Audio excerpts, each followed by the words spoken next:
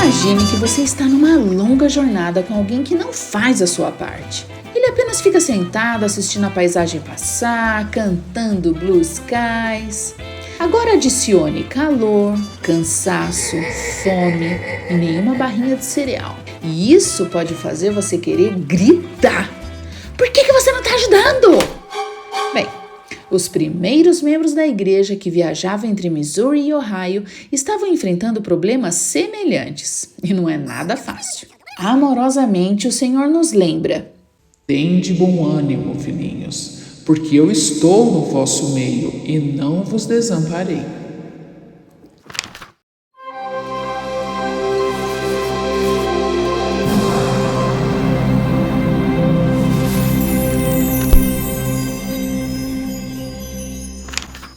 É 8 de agosto de 1831 em Missouri, e após a dedicação do terreno do templo, os missionários fazem as malas e se preparam para a longa jornada de volta a Kirtland.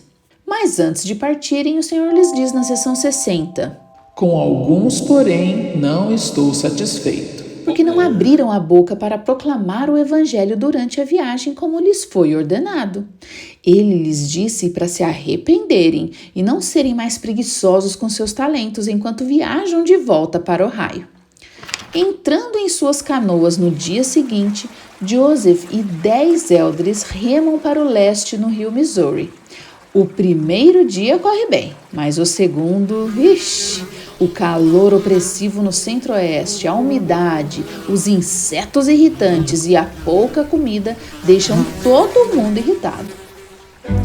Remem à direita. Não faça isso. Faça o movimento em C. Não, movimento em J. Vocês estão dormindo aí? Vocês nem viram aquela pedra? Esses caras não são marinheiros e esse rio é muito difícil de navegar e cheio de perigos. Depois que Joseph e Sidney quase viraram por causa de uma árvore submersa, Joseph diz: chega por hoje, saiam todos do rio. Vamos montar acampamento e jantar. Alongando os músculos cansados, W.W. Phelps se vira para o rio e fica chocado ao ver o destruidor cavalgando sobre a face das águas. Que doideira! Depois de uma refeição quente, o grupo se acalma, discute suas dificuldades e perdoa uns aos outros. Exceto Ezra Booth, que se tornou muito amargurado. Agora, Ezra é um verdadeiro pessimista e reclama de Sião e das falhas e imperfeições de Joseph como líder, profeta e canoísta. Na manhã seguinte, o profeta acorda cedo e recebe a revelação na sessão 61 sobre essas águas perigosas. E embora essa sessão possa ser confusa, vejamos o que sabemos com certeza.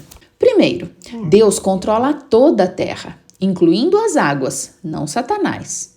Em segundo lugar, o Senhor não diz para nunca viajarmos de barco ou nadarmos na água, mas Ele queria que esses elders viajassem em segurança. Em terceiro lugar, o Senhor adverte os santos a viajarem com fé nesta água, referindo-se ao rio Missouri. Vejam, esse rio naquela época era traiçoeiro, cheio de curvas, doenças e árvores submersas chamadas sawyers, que às vezes derrubavam barcos a vapor inteiros. Era apelidado de Rio da Destruição. Agora, falando com esses elders, o Senhor diz uma frase muito interessante: não me importa. Na primeira vez, eles podem escolher entre fabricar ou comprar suas embarcações para viajar. A segunda opção é viajar por água ou por terra, contanto que cumpram suas missões. E na terceira vez, eles podem escolher viajar todos juntos ou em duplas. Em outras palavras, cabe a eles escolher sua própria aventura, contanto que estejam pregando o Evangelho. Isso não importa para o Senhor. Hoje em dia, muitas pessoas ficam paralisadas pelo perfeccionismo e querem estar exatamente certas ou que lhes digam o que fazer. Mas frequentemente a resposta do Senhor é: não me importa. importa.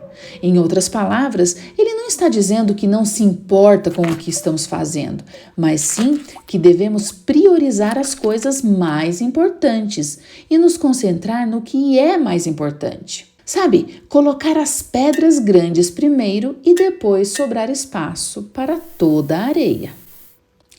Enquanto isso, 2 outros missionários dinâmicos, focados nas melhores coisas, eram Hiram Smith e John Murdock. A esposa de John, Julia, havia morrido alguns meses antes, dando à luz gêmeos, e ele pediu a Joseph e Emma que os adotassem, já que haviam perdido seus próprios gêmeos dias antes.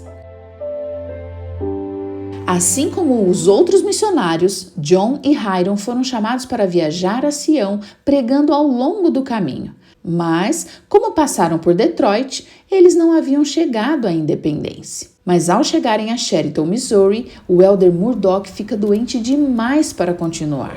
Enquanto estavam lá, David Whitmer e Harvey Whitlock também apareceram, e para espanto de todos, Joseph Smith e os elders retornando de Sião apareceram também. Foi uma reunião incrível, assim como Alma e os filhos de Mosias se reunindo e se regozijando juntos com os triunfos uns dos outros. Antes de se separarem, Joseph recebeu uma revelação com um versículo interessante. Se qualquer de vós desejar viajar a cavalo, ou em mulas, ou em carroças, que receba essa bênção. Por mais aleatório que pareça, John Murdock estava tão doente que a única maneira de continuar foi com muita ajuda. Ele se regozijou com a compreensão do Senhor. Hiram comprou um cavalo e eles continuaram para Sião. Bye-bye. Nosso amoroso Pai Celestial geralmente nos deixa lutar muito na jornada da vida, para nos ensinar e nos deixar crescer. O presidente Hinckley explicou: qualquer pessoa que imagine que a felicidade seja normal vai perder muito tempo correndo por aí gritando que foi roubado. A vida é como uma viagem de trem antigo, cheia de atrasos, desvios, fumaça, poeira, intercalada apenas ocasionalmente por belas paisagens e emocionantes explosões de velocidade. O segredo é agradecer ao Senhor por permitir que você faça essa viagem.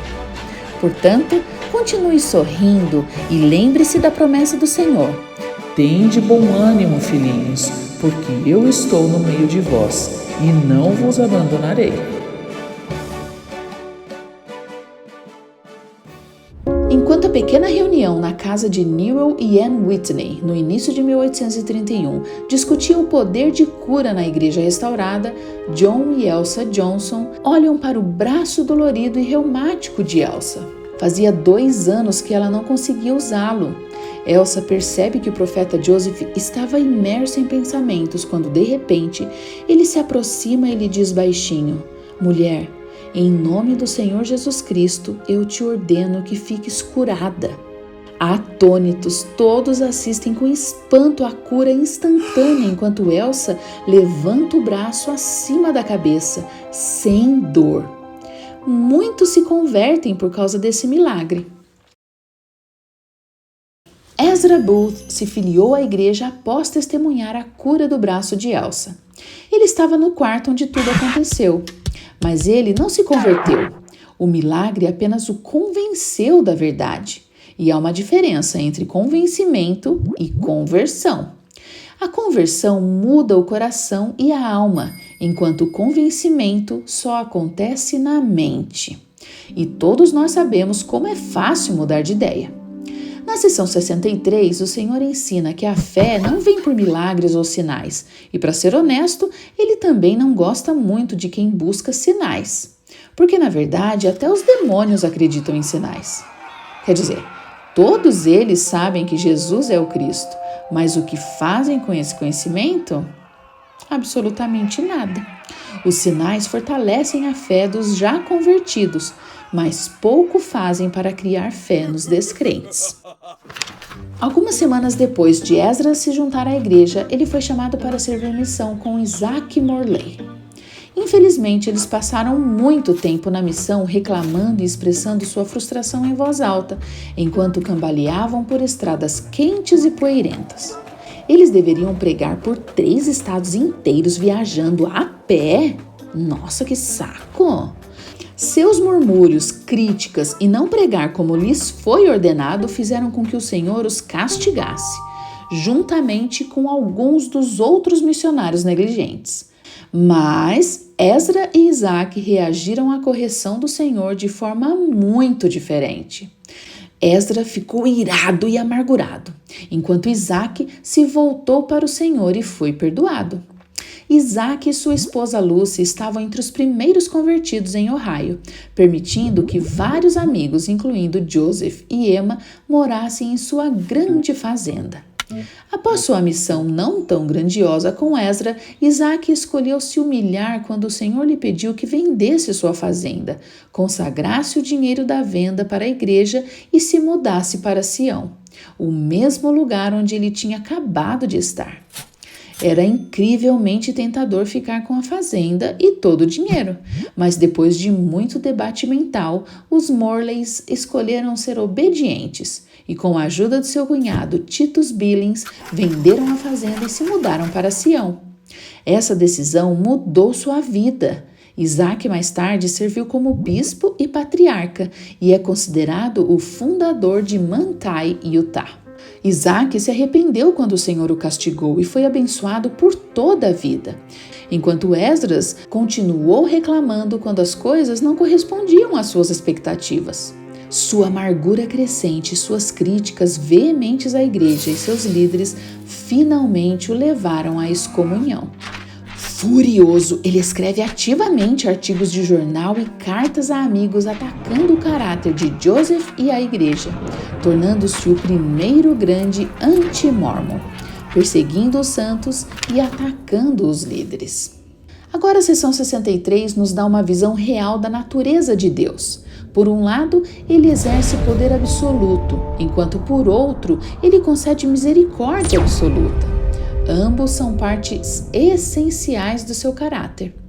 Mas mesmo sabendo que ele é o mestre e criador, isso nem sempre nos impede de tentar encaixá-lo e suas características em uma caixa que nós mesmos criamos, de acordo com nossos próprios parâmetros. Alguns podem dizer que ele realmente não se importa com o que fazemos, enquanto outros pensam: Deus não pode me perdoar, eu já errei muitas vezes. Mas ao dizer isso, estamos limitando Deus por não ter poder ou amor suficientes. Maravilhosamente, uma das grandes verdades restauradas por Joseph Smith é que Deus é nosso Pai Celestial que nos ama perfeitamente. Ele conhece cada um de nós pelo nome e, embora seu amor por nós não seja questionável, como qualquer bom pai, seu amor inclui castigo e disciplina para o nosso aprendizado e crescimento. Eu não quero ouvir isso. Veja, no final das contas, cometemos erros e precisamos de correção. E enquanto o Mestre Criador amorosamente nos pega como barro em suas mãos para nos moldar e formar, podemos gritar: "Pare, isso é muito doloroso, dói." Bem, ele pode e irá parar, se for isso que realmente desejamos. Mas, se quisermos alcançar nosso potencial eterno, precisaremos permitir que ele nos molde e nos forme por meio de testes, provações e castigos, em vez de tentar forçá-lo a se encaixar em nosso molde. Uma pessoa que suportou a repreensão foi Sidney Rigdon. Ansiosamente, os membros em Ohio esperaram para aprender tudo o que pudessem sobre Sião enquanto se preparavam para ir. Mas Sidney, como muitos outros que estiveram em Independence, ficou desapontado com o que viu. O Senhor pediu que ele escrevesse uma descrição de Sião para os membros de Ohio, já que eles não podiam compartilhar fotos ou vídeos no Facebook ou Twitter. Sidney era um grande orador e escritor, então ele fez a tarefa à sua maneira, sem a ajuda do Senhor. Ao que o Senhor respondeu publicamente: "Não estou satisfeito com meu servo Sidney Rigdon", porque ele escreveu sobre o que viu fisicamente, ao invés da visão celestial do Senhor para Sião. Nossa, imagine ter seus trabalhos escolares ou tarefas corrigidos pelo Senhor. Felizmente, em vez de escolher ir embora furioso, Sidney se arrependeu e reescreveu sua tarefa com a ajuda do Senhor. Embora a repreensão tenha sido dolorosa, Sidney permitiu que o Senhor o castigasse e o moldasse para ser quem ele deveria ser. Até agora, todas as revelações do Senhor por meio de Joseph têm sido incríveis e todos querem lê-las. Agora, é hora de complicá-las em um único livro. Mas qual será o nome dele?